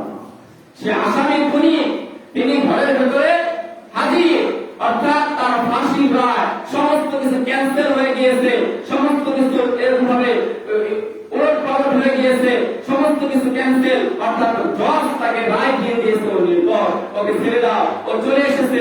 অর্থাৎ সে বাড়িতে এসে তার পিতা মাতাকে খবর দিতে এসেছেন, এসে দেখেন সে নিজেই বাড়িতে বলেছে। সুবহানাল্লাহ। এটা হাদিস থেকে একটা প্রমাণ দেয়। যেমন বনী ইসরাঈলের জামানায় ইমাম বুখারী তার হাদিস শরীফের মধ্যে লিখেছেন, বুখারী শরীফের মধ্যে এই হাদিস শরীফটি আছে, এবং মুসলিম শরীফ, আবু দাউদ শরীফ, তিরমিজি শরীফ, 4টি কিতাবের মধ্যে হাদিস শরীফটি আছে যে বনী ইসরাঈলের জামানায় একজন খুনি, আপনারা সকলে এই ঘটনা জানেন যে বনী ইসরাঈলের জামানায় একজন খুনি, এনার ঘটনা আল্লাহ রাসূল সাল্লাল্লাহু আলাইহি ওয়াসাল্লাম সাহাবীদের নিকট পেশ করতেছিলেন, সাহাবীদের নিকট এরকম বর্ণনা করতেছিলেন। তো যখন বর্ণনা করতেছিলেন যে একজন খুনি, হাদিস শরীফ কিভাবে এসেছে যে একজন খুনি 99টা খুন করেছে। তো 99টা খুন করার পর সেই ব্যক্তি এরকম ভাবে চিন্তা করছেন যে আমি এতগুলো খুন করেছি, এতগুলো মানুষ হত্যা করেছি, আমার কি কোনো ক্ষমা আছে? এই চিন্তা করতে করতে রাস্তা দিয়ে হাঁটছেন, আর হাতে হলেন তরবারি, হাতে তরবারি, 99টা খুন করেছেন, আর ভাবতেছেন যে আমি এতগুলো খুন করলাম, আমার কি কোনো ক্ষমা আছে? যখনই এই কথা মনের মধ্যে ইচ্ছা পোষণ ভাবতেছে, তো এই কথা একজন ইহুদি, একজন পণ্ডিতের সাথে দেখা হয়েছে। তো বললেন যে ভাই, আমি 99টা খুন করেছি, আমার কি কোনো ক্ষমা আছে? তখন বললেন ভাই, একজন মানুষ খুন করলেন তো সে জাহান্নামী, সে এরকম ভাবে দোজখী, আর 99টা খুন করলে সে তো তার কোনো অস্তিত্বই থাকবে না, তো তোমার কোনো ক্ষমা নেই, তুমি চলে যাও। যখন এই কথা বলছে সেই ব্যক্তি যে 99টা খুন করেছে, সেই ব্যক্তিতে খুবই আনন্দিত, তার তরবারি দিয়ে সেই ব্যক্তিকেও কতল করে দিয়েছে, খুন করে দিয়েছে, মেরে ফেলেছে, যে আমি তো জান্নাতে যেতেই পারবো না, তো আবার একটা খুন করে সেঞ্চুরি করি, অর্থাৎ 100 পূরণ করি। যখন নাকি তাদের কতল করে দিল, কতল করার পর তার মধ্যে আবার সেই মস্তিষ্কের মধ্যে আবার সেই সেন্স ফিরে আসলো যে আমি এটা কি করলাম, এটা আমি কি করলাম, যে আমি তওবার জন্য রাস্তা দিয়ে হাঁটতেছি, আবার একজন ব্যক্তিকে আমি কতল করলাম, 100টা খুন করলাম। তো ইতিমধ্যে সামনে যাওয়ার সময় তওবার নিয়তে যে আমার এই গুনাহকে ক্ষমা করা যাবে কিনা, আমার এই গুনাহকে ক্ষমা হবে কিনা, আমি এতগুলো মানুষকে খুন করলাম, এর গুনাহকে ক্ষমা হবে কিনা, এরকম ভাবতে ভাবতে সামনে যাচ্ছেন। তো একজন ব্যক্তির সাথে দেখা হওয়ার সঙ্গে সঙ্গে বলছেন, ভাই আমি 100টা খুন করেছি, ভাই আমার কি এই শাস্তি, এই খুনের, এই অপরাধের কোনো মাপ আছে?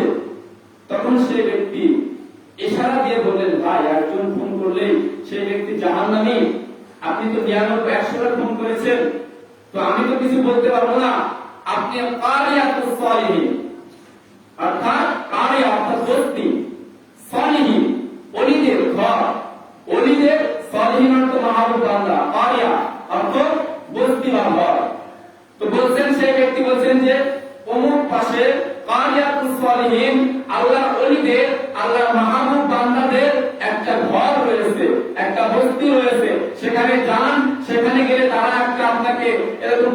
তাদেরকে পরামর্শ দিব, অবশ্যই মাফ হতেও পারে, তাদের উসিলা অথবা মাফ হতেও পারে। যখন নাকি এই নিয়তে কারিয়াতুস সালিহিন, সালিহিনদের ঘরের উদ্দেশ্যে রওনা হয়েছে, কিসের জন্য? তওবা করার উদ্দেশ্যে, যে আমি তওবা করব, আমি 100টা খুনের এই অপরাধ থেকে আমি মুক্ত হব, 100টা খুনের অপরাধ থেকে মুক্ত হব। যখনই এরকম ভাবে সামনে অগ্রসর হয়েছে, তো ইতিমধ্যে আজরাইল আলাইহিস সালাম হাজির। আজরাইল আলাইহিস সালাম হাজির, এসে সেই ব্যক্তিকে তার রূহ কবজ করে, জান কবজ করে নিয়ে চলে গেছে। সে লাশ হয়ে পড়ে আছে। তো দুই দল ফেরেশতা সেখানে উপস্থিত হয়েছে। একদল হলো আযাবের ফেরেশতা, আর একদল হলো আরামের ফেরেশতা। রহমতের ফেরেশতা একদল উপস্থিত হয়েছেন, আর একদল আযাবের ফেরেশতা সেখানে উপস্থিত হয়েছেন। সহিহ বুখারী, মুসলিম, আবু দাউদ, তিরমিজি চারটি কিতাবের মধ্যে হাদিস শরীফ এসেছেন। সাহাবায়ে কেরাম থেকে আল্লাহর রাসূল শোনাচ্ছেন বনি ইসরাইলের জামানার ঘটনা। তখন এরকম ভাবে সে রহমতের ফেরেশতা সেই খুনিকে টানতেছে, আযাবের ফেরেশতারা সেই খুনিকে টানতেছে। এরকম ভাবে যখন টানতে টানতে, যখন এরকম দুজনই বলতেছে যে তুমি কেন ওদেরকে টানতেছো, ওরা আবার বলছে তুমি কেন ওকে টানতেছো। তো রহমতের ফেরেশতা বলতেছে তুমি কেন ওদেরকে টানতেছো, ওকে টানতেছো। তো আযাবের ফেরেশতা বলতেছে যে ও তো 100টা খুন করেছে, ওকে 100টা খুন করেছে, ওর জন্য জাহান্নাম ওয়াজিব হয়ে গিয়েছে। তো রহমতের ফেরেশতাকে আযাবের ফেরেশতা বলে তুমি কেন ওকে টানতেছো। তখন সেই ব্যক্তি বলল যে ও খুন করেছে ঠিকই, 100টা খুন করেছে। তো রহমতের ফেরেশতা বলছেন ও তওবা করার উদ্দেশ্যে কারিয়াতুস সালিহিন, অর্থাৎ আল্লাহর বন্ধু, আল্লাহর মাহবুব বান্দাদের ঘরের দিকে অগ্রসর হচ্ছিল, এখনো তওবা করেনি, তওবা করার উদ্দেশ্যে সেখানে রওনা হচ্ছিল। এতে আল্লাহ তাআলা খুশি হয়ে গিয়েছে, ওর জীবনের গুনাহ মাফ করে দিয়েছে। আল্লাহ তাআলা খুশি হয়ে গিয়েছে, ওর জীবনের গুনাহ মাফ করে দিয়েছে। তো আল্লাহ তাআলা ইতিমধ্যে আরেকজন ফেরেশতাকে সেখানে পাঠালেন, বলেন তুমি গিয়ে তাদেরকে একটা ফয়সালা দিয়ে আসো। কি ফয়সালা? তখন সেই যে খুনিটা, ফেরেশতা এসে বলছেন যে এই যে কারিয়াতুস সালিহিন, সালিহিন বান্দাদের খানকা থেকে এই ব্যক্তি যে মারা গিয়েছে, যে স্থানে মারা গিয়েছে সেই স্থান থেকে তার বাড়ির দূরত্বটা মাপো, আর সে যে স্থানে মারা গিয়েছে সেই স্থান থেকে কারিয়াতুস সালিহিন, আল্লাহর মাহবুব বান্দাদের দরবার পর্যন্ত মাপো। যেটা বেশি থাকবে সেই নিয়ে যাবে, যার দিকটা বেশি থাকবে সেই নিয়ে যাবে। যদি বাড়ির দিক বেশি থাকে তাহলে বাড়ির দিক নিয়ে যাবে, আর যদি জাহান্নামে নিয়ে যাবে। আর যদি কারিয়াতুস সালিহিন ওলিদের দিকে বেশি থাকে, দরবারের দিকে বেশি থাকে, তাহলে জান্নাতের দিকে নিয়ে যাবে। যখন এই কথা বললেন, তো কিতাবের মধ্যে এসেছে যে এতটাই মানে সামান্য পরিমাণ, অর্থাৎ যে দূরত্বটা একদম মাস মেরেলে সে সেখানে ইন্তেকাল করেছেন। এবং শুধুমাত্র ওলিয়ে কেরাম কারিয়াতুস সালিহিন ওনাদের দরবারের দিকে শুধুমাত্র একটু ঝুঁকে আছে, শুধুমাত্র একটু ঝুঁকে আছে, একদম মাস মেরেলে ইন্তেকাল করেছেন। এবং শুধুমাত্র একটু ওলিয়ে কেরামদের দরবারের দিকে একটু ঝুঁকে আছে শুধুমাত্র। তো আল্লাহ পাক রব্বুল আলামিন বললেন যে ওলিদের দরবারে তওবা করার উদ্দেশ্যে এসেছেন এবং শুধুমাত্র একটু ঝুঁকে আছে, সেই ঝুঁকাটাকে আমি আল্লাহ কবুল করে দিলাম। সুবহানাল্লাহ। তার জীবনের সমস্ত গুনাহকে আমি আল্লাহ মাফ করে দিলাম, তাকে জান্নাতে নিয়ে যাও। তো এই যে আল্লাহর ওলি, আল্লাহর মাহবুব বান্দা হুজুরে মাওলা পাক, হুজুরে মাওলা পাক ইনি এরকম ভাবে খুনিকেও এরকম নাজাত দিলেন। মুর্দা মানুষকে মাওলা পাক জীবিত করেছেন, মুর্দা মানুষকে।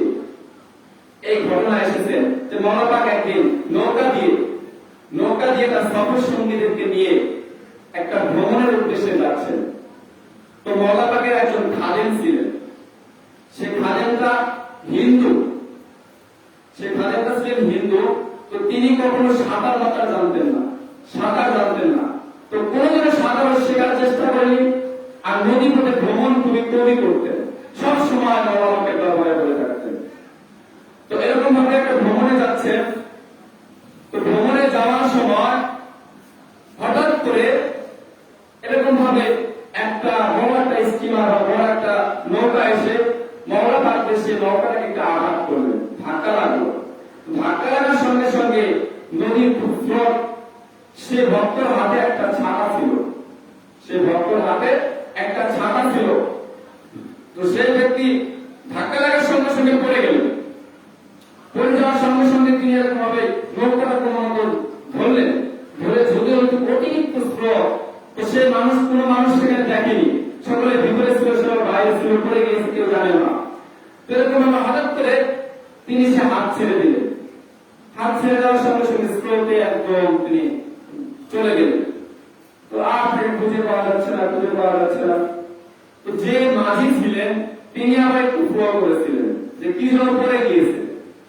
তখন বললেন, মৌলাপাককে জানালেন যে মৌলাপাক, এরকম ভাবে আমি তো কিছু একটা পড়তে দেখেছি, কিন্তু কে পড়েছে তা আমরা জানি না।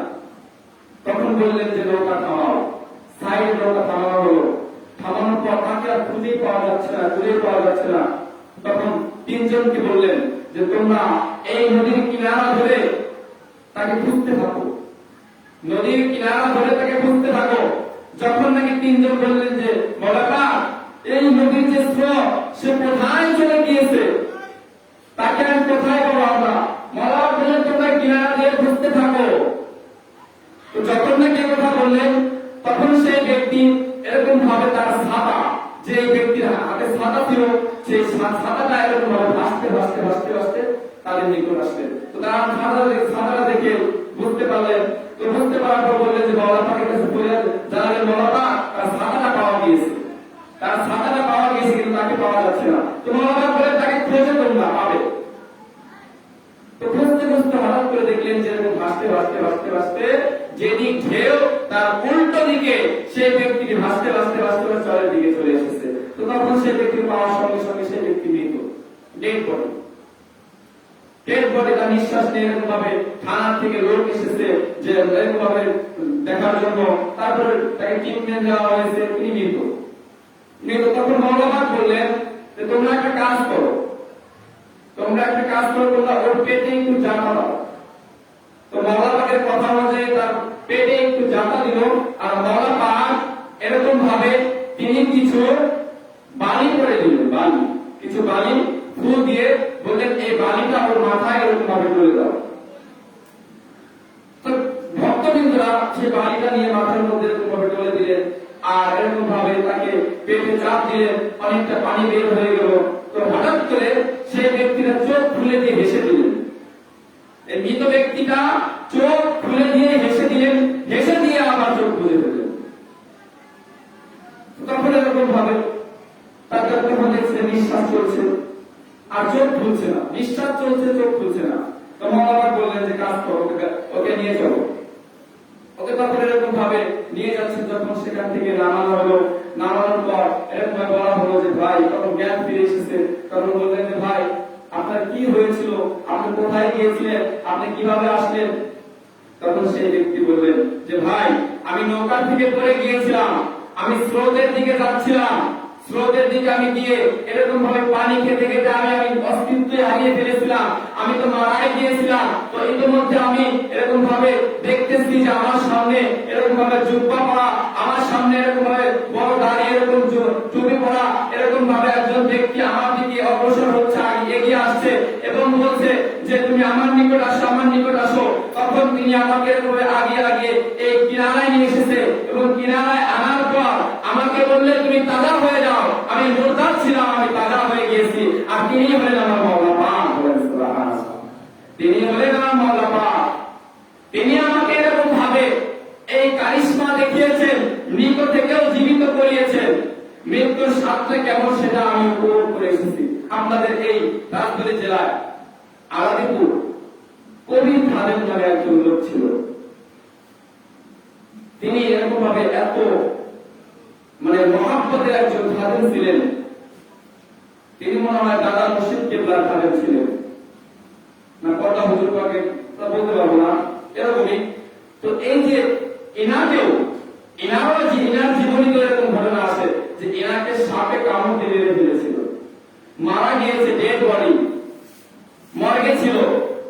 আবার তিনি জীবন ফিরে পেয়েছে, মৌলাপাক ইনাকে দাওয়া দিয়েছে, সে দাওয়াতে তিনি এরকম ভাবে নিজের জীবনটাকে ফেরত পেয়েছে। তো এনাদের যে কারিশমা, এনাদের যে কারামত, এনাদের যে অলৌকিক ঘটনা, এনাদের যে ক্ষমতা, সেটা স্বয়ং আল্লাহ পাক রব্বুল আলামিন থেকে এসেছে।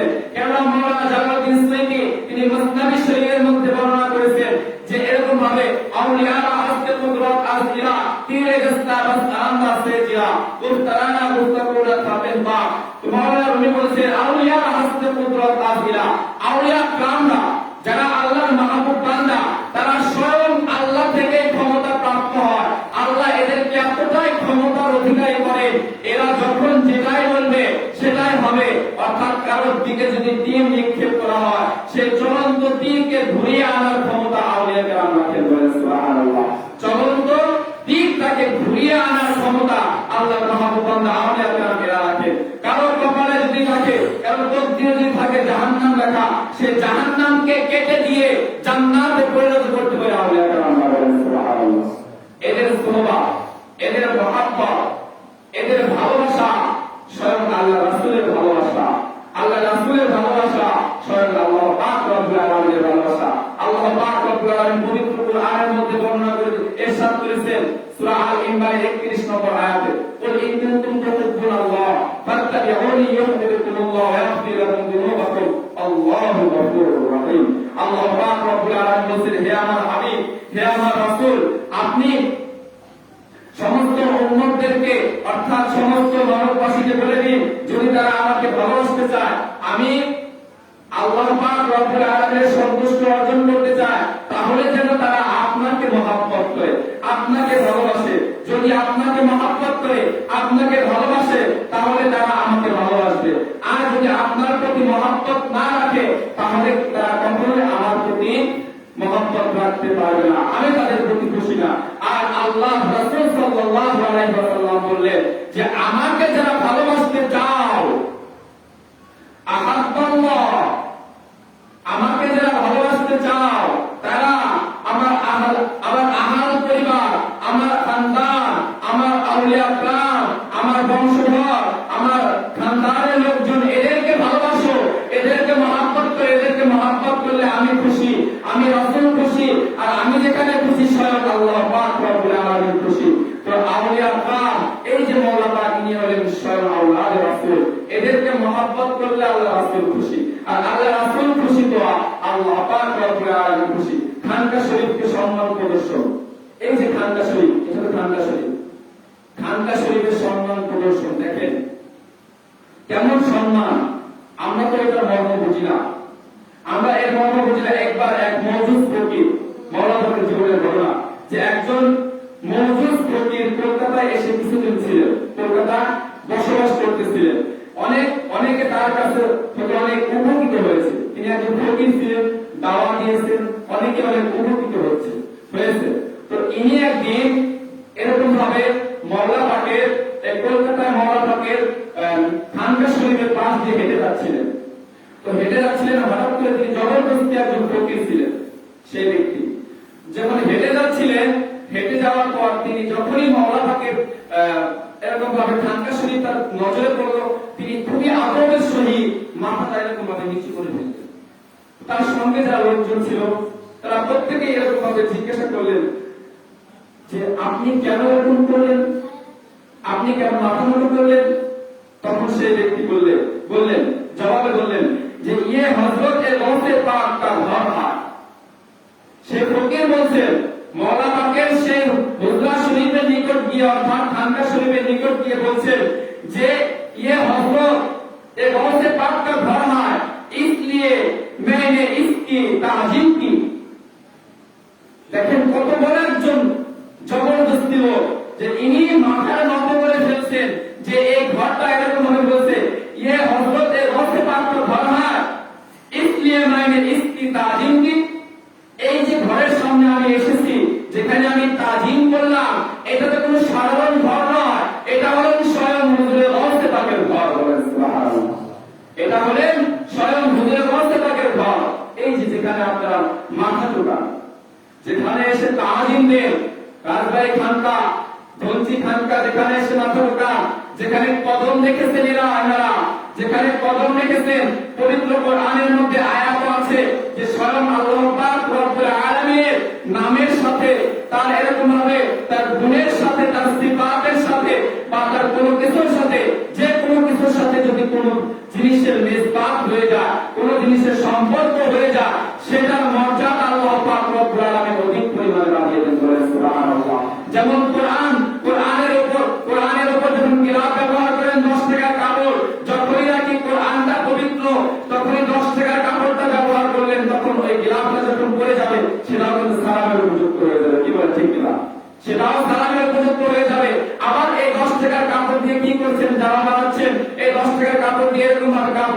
অন্যান্য কাজের মধ্যে লিপ্ত করতেছেন। তো এই যে 10 টাকার কাপড়, এক জায়গায় সম্মানের স্থান, এক জায়গায় সম্মান ছাড়া স্থান। তো এই যে সম্মানের স্থানটা কোথা থেকে হলো?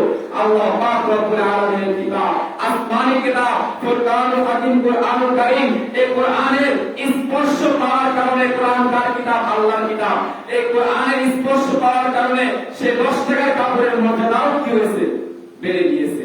আর যারা আল্লাহর ওলি, আল্লাহ বলেন আলা ইন্না আউলিয়া আল্লাহ লা খাউফুন আলাইহিম ওয়া লা হুম ইয়াহজানুন, যারা আমার বন্ধু, যারা আমার মাহবুব বান্দা, তাদের কোনো ভয় নেই দুনিয়াতেও, তাদের কোনো টেনশন নেই দুনিয়াতেও, তাদের কোনো ভয় নেই আখিরাতেও, তাদের কোনো টেনশন নেই আখিরাতেও, কোন চিন্তা ভাবনা থেকে তারা, সমস্ত টেনশন থেকে তারা মুক্ত। তো এই যে আল্লাহ পাক রব্বুল আলামিন বলেন এরা আমার বন্ধু, এরা আমার মাহবুব বান্দা, তো এদের কদম কোরআনের সংস্পর্শ করার কারণে যদি কাপড়টা তাজিম হয়ে, তাজিমের পাত্র হয়ে যায়, সম্মানের পাত্র হয়ে যায়, আর আল্লাহ পাক রব্বুল আলামিনের বন্ধু যারা, আল্লাহর মাহবুব বান্দা যারা, তাদের যাদের সম্বন্ধে আল্লাহ তাআলা এরকম ঘোষণা দিয়েছেন এদের কোনো টেনশন নাই, চিন্তা নাই, ভয় নাই, তো এদের কদমের স্পর্শে সেই জায়গাটা কতটা উন্নত হতে পারে, কতটা মর্যাদা সম্পন্ন হতে পারে। আরে ওলি আওলাদ کرام এরা তো অনেক দূরের কথা, আওলাদ রাসূল যারা, আহলে বায়াতের মধ্যে যারা ওলি, এবং আহলে বায়াতের মধ্যে ওলিদের ভিতরে যারা আওলাদ রাসূল, আর আওলাদ রাসূলের ভিতর থেকে বর্তমান জামানার যিনি গাউস কুতুব ইমাম, তিনার মর্যাদা কত হতে পারে বলেন সুবহানাল্লাহ। তো ইনাদের সম্মান, ইনাদের মর্যাদা, ইনাদের তাজিম, এটা আল্লাহ পাক রব্বুল আলামিন কোথায় রেখেছেন? লাউহে মাহফুজের মধ্যে সংরক্ষণ করে রেখেছেন। তো আল্লাহ পাক রব্বুল আলামিন আমাদেরকে এই মওলা পাক, ইনার মুহাব্বত, ইনার খানদান, এখন বর্তমান যারা রয়েছেন, বড় হুজুর পাক হযরত সৈয়দ শাহ রশিদ আলী আল-কাদরি আল-হাসানি আল-হুসাইনি আলাইহিস সালাতু ওয়াস সালাম, ছোট হুজুর পাক হযরত সৈয়দ শাহ রশিদ আলী আল-কাদরি আলাইহিস সালাতু ওয়াস সালাম পাক, এবং শাহজালাল হুজুর পাক হযরত সৈয়দ শাহ ইয়াসুফ আলী আল-কাদরি আলাইহিস সালাতু ওয়াস সালাম পাক, এই হলেন 36তম রাসূল পাক সাল্লাল্লাহু আলাইহি ওয়াসাল্লাম থেকে 36তম বংশধর হলেন শাহজালাল হুজুর পাক, 35তম বংশধর হলেন বড় হুজুর পাক এবং ছোট হুজুর পাক, 34তম বংশধর হলেন পর্দা হুজুর পাক, যার কলম আপনাদের বুঝি খানকা, এবং 33তম বংশধর হলেন যিনি 22 পাক লিখেছেন মাওলা পাকের শাহজালাল। আজকে যারা রয়েছে বা ইনার শাহজালাল হযরত সৈয়দ শাহ আলী আল-কাদরি আল-হাসানি আল-হুসাইনি আলাইহিস সালাতু ওয়াস সালাম পাক, তো ইনারা প্রত্যেকেই নবীর বংশধর, ইনারা প্রত্যেকেই খানদান, আওলাদে খানদান, রাসূল পাক সাল্লাল্লাহু আলাইহি ওয়াসাল্লামের আওলাদ।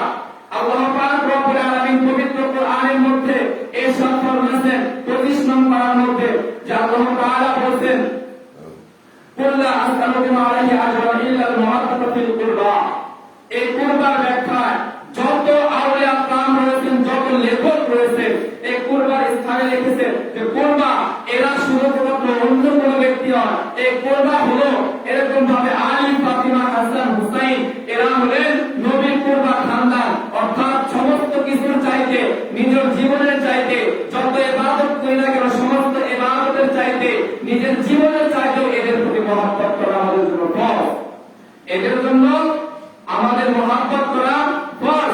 এবং ইমাম বুখারী বলেছেন যে কুল্লা আসআলুকুম আলাইহি আজরান ইল্লা আল-মুহাব্বাতা ফিল কুরবা আলে মুহাম্মদ, অর্থাৎ এই যে কুরবাটা বোঝানো হয়েছে এখানে আলী, ফাতিমা, হাসান, হুসাইন এরা তো আছে বটে, এরা ছাড়াও অর্থাৎ আলে মুহাম্মদ, অর্থাৎ কিয়ামতটা এদের মধ্য থেকে, অর্থাৎ আলী, ফাতিমা, হাসান, হুসাইন এদের ভিতর থেকে কিয়ামত পর্যন্ত যারা দুনিয়ার মধ্যে আগমন করবেন এরা প্রত্যেকে আল্লাহর রাসূল বলেন সুবহানাল্লাহ, এরা প্রত্যেকে আলে মুহাম্মদ, এরা প্রত্যেকে সম্মানের পাত্র, এদের প্রত্যেকের প্রতি আমাদের সম্মান রাখা ফরজ, এদের প্রতি আমাদের মহব্বত রাখা ফরজ।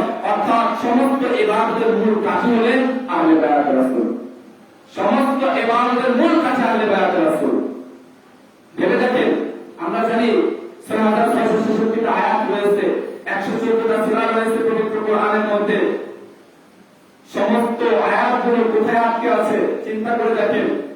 আল্লাহ রাসূল বলেছেন কুল্লা আসআলুকুম আলাইহি আজরান ইল্লা আল-মুহাব্বাতা ফিল কুরবা, হে রাসূল আপনি যে রিসালাত পৌঁছালেন, আপনি যে 63 বছর জিন্দেগি ভরে রিসালাত পৌঁছালেন, আমি আল্লাহ তাআলা তাওহীদ পৌঁছালেন, মানুষ ইহুদি খ্রিস্টান ছিলেন, এদের মধ্যে ইসলাম দিলেন, জান্নাত জাহান্নামের সুসংবাদ দিলেন, নামাজ রোজা হজ যাকাত ইবাদত বন্দেগী দিলেন, যত ইবাদত বন্দেগী এদেরকে দিলেন এই 63 বছর জিন্দেগিতে।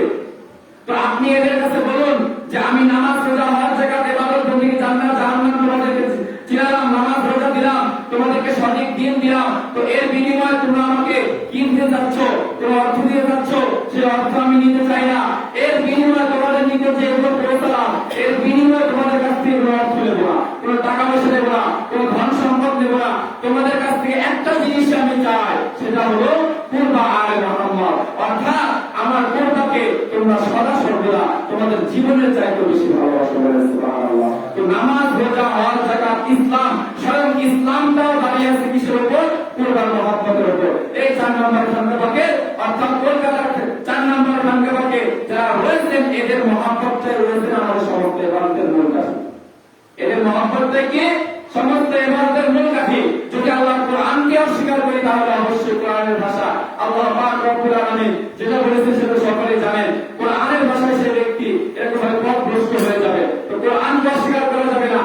অসংখ্য উলামায়ে কেরাম এই আয়াতে তাফসীর করেছেন যে আলে মুহাম্মদ শুধুমাত্র তারাই, আলে মুহাম্মদ শুধুমাত্র তারাই যাদের প্রতি হর হামেশা প্রত্যেক নামাজের মধ্যে আপনি দুরূদ পাঠ করছেন, সুন্নাতে মুআক্কাদা যেটা পাঠ করছেন, দুরূদ ইব্রাহিম যেটাকে বলা হয়, আলে মুহাম্মদ ওয়া আলা আলি ইব্রাহিম আল্লাহুম্মা সাল্লি আলা মুহাম্মদ, হে আল্লাহ তুমি দুরূদ পড়ো মুহাম্মাদের উপর ওয়া আলা আলি মুহাম্মদ। দেখেন আপনি কত ভাগ্যবান। আমরা সাধারণত কত ভাগ্যবান। পৃথিবীর জমিনের মধ্যে অসংখ্য পীর মুরিদ আছে না? অসংখ্য পীর মুর্শিদ আছে। তো আপনারা কত ভাগ্যবান। কোন পীরের উপর আমরা দুরূদ পাঠ করছি না। তো আপনার পীর এতই সম্মানের অধিকারী, এত মর্যাদা সম্পন্ন যে যত মানুষ মুসলিম মানুষ রয়েছেন, যারা হর হামেশা নামাজ আদায় করছেন, প্রত্যেক পীরের মুরিদ, সমস্ত মুরিদানরা, সমস্ত পীররা আর সমস্ত ব্যক্তিবর্গ দুরূদ পাঠ করছেন আমার আপনার হুজুর পাকের উপর। আমার আপনার হুজুর পাকের উপর সদা সর্বদা দুরূদ পাঠ করছে। তো দুরূদ পাঠ করছে, আবার দুরূদ থেকে নামাজ থেকে বের হয়ে এদেরকে একটু কটূক্তিমূলক কথা বলা হচ্ছে। কিভাবে? আল্লাহ বলেন দুরূদ শরীফ পাঠ করতেছেন, আল্লাহুম্মা সাল্লি আলা মুহাম্মদ, হে আল্লাহ তুমি দুরূদ পড়ো মুহাম্মাদের উপর ওয়া আলা আলি মুহাম্মদ, এবং আলে মুহাম্মাদের উপর। আলে মুহাম্মদ কারা? ইমাম বুখারী বললেন যে এই খানদান থেকে যারা কিয়ামত পর্যন্ত আসবে তারা প্রত্যেকে আলে মুহাম্মদ। তো আপনার হুজুরের উপরে আপনি দুরূদ পাঠ করতেছেন। তো হর হামেশা প্রত্যেক নামাজের উপর প্রত্যেকটা পীর, প্রত্যেকটা মুরিদ আপনার হুজুরের উপর দুরূদ পাঠ করছে। আপনার হুজুরের উপর দুরূদ পাঠ না করলে তার নামাজই হবে না, তার ইবাদতই হবে না, তার নামাজই হবে না। দুরূদ হলো সুন্নতে মুআক্কাদা, আর সুন্নতে মুআক্কাদা যদি নামাজের ভিতর থেকে ছুটে যায় তাহলে আপনার নামাজ কিভাবে হবে? তো এই যে দুরূদ পাঠ করছে, নামাজের ভেতরে এক সুরত দুরূদ পাঠ করছে আপনার পীরের উপর, আর নামাজ থেকে বের হয়ে আপনার পীরের গীবত করছে। এজন্য আল্লাহ বলছে মুনাফিক শোনো, আল্লাহ বলছেন ফাওয়াইলুল লিল মুসাল্লিন, হে মুসল্লিরা যারা পাঁচওয়াক্ত নামাজ আদায় করো জামাতের সহিত তাকবীরুল্লাহ সহিত, তাই না? তো পাঁচওয়াক্ত নামাজ যারা আদায় করো, নামাজের মধ্যে আল্লাহ বলছেন ফাওয়াইলুল লিল মুসাল্লিন, ওই সমস্ত মুসল্লিদের, ওই সমস্ত নামাজীদের উপর আমি আল্লাহ লানত, ওই সমস্ত নামাজীদের উপর আমি আল্লাহ লানত। কেন ভাই? যারা নামাজ পড়ে তাদের প্রতি আল্লাহ রহমত আসা কথা, কি বলে ঠিক কিনা? যারা নামাজ পড়ে তাদের প্রতি আল্লাহ রহমত আসা কথা না, তো আল্লাহ রহমত না এসে আল্লাহ পাক রব্বুল আলামিন তাদের প্রতি লানত কেন পোষণ করছেন? আল্লাহ বলছেন ফাওয়াইলুল লিল মুসাল্লিন, ওই সমস্ত মুসল্লির নামাজের উপর আমি আল্লাহ লানত, তাদের উপর যাদের নামাজের মধ্যে এক রূপ থাকে আর নামাজ থেকে বের হওয়ার পর আরেক রূপ থাকে। যেমন কারবালার জমিনে ইমাম হুসাইনকে কতল করার পূর্বে যখন নামাজ আদায় করলো, এই নামাজের মধ্যে আলে মুহাম্মদের উপর দুরূদ পাঠ করলো, ইমাম হুসাইনের উপর দুরূদ পাঠ করলো, নামাজের মধ্যে দুরূদ শরীফ পড়লো, আল্লাহুম্মা সাল্লি আলা মুহাম্মদ ওয়া আলা আলি মুহাম্মদ, হে আল্লাহ তুমি দুরূদ পড়ো মুহাম্মদের উপর ওয়া আলা আলি মুহাম্মদ, আলে মুহাম্মদের উপর ইমাম হুসাইনের উপর দুরূদ পড়ো, শান্তি বর্ষিত করো। আর নামাজ থেকে বের হয়ে কি করলো? ইমাম হুসাইনের গর্দানে তরবারি চালিয়ে দিল। তো দেখেন নামাজের মধ্যে এক সুরত ছিল, আর নামাজ থেকে বের হওয়ার পর আরেক সুরত হয়ে গিয়েছে। নামাজীদের জন্য আমি আল্লাহর অভিশাপ লানত, তারা ধ্বংস হয়ে যাবে। যদি নামাজের মধ্যে এক মুখ থাকবে আর নামাজ থেকে বের হওয়ার পর আর এক মুখ থাকবে, নামাজের মধ্যে আমার হুজুর পাকের উপর দুরূদ পাঠ করছো আর নামাজ থেকে বের হয়ে আমার হুজুর পাককে গীবত করছো, খবরদার হুঁশিয়ার, ফাওয়াইলুল লিল মুসাল্লিন হওয়ার কোনো প্রয়োজন নেই। আল্লাহ পাক রব্বুল আলামিন আমাদের প্রত্যেককে এই খানদানের প্রতি মহব্বত, এই খানদানের প্রতি ভালোবাসা, এদের প্রতি মহব্বত, এই খানদানে আসা যাওয়া করার মতো মহব্বত আমাদের মধ্যে পয়দা করবেন, সকলে বলে আমিন। ওয়া আখিরু দাওয়ানা আলহামদুলিল্লাহি রাব্বিল আলামিন। আমার আলোচনার মধ্যে ভুল ত্রুটি অবশ্যই হয়েছে, আপনারা সকলে ক্ষমা করে দেখবেন এবং আমাদের দোয়া করবেন। আসসালামু আলাইকুম ওয়া রাহমাতুল্লাহি ওয়া বারাকাতুহু।